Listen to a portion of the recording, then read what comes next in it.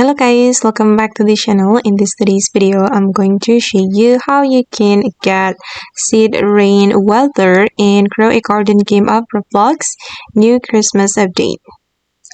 Okay, let's get into it guys. In this update, you will be able to buy the seed rain weather. They add the seed rain to the shop.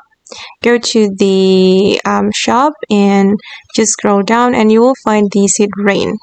But unfortunately guys, we need Robux to buy the seed rain, and there are 3 seed rain weathers that you can buy.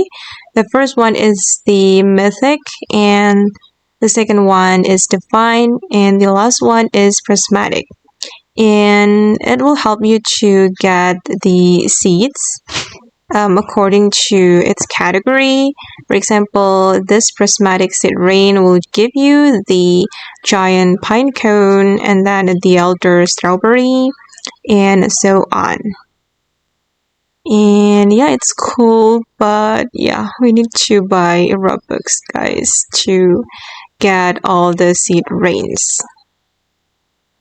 And okay guys, that's how you can get the seed rains weather and grow a garden game of Roblox Christmas update. I hope this video will be useful for you. Thank you so much for watching, and bye.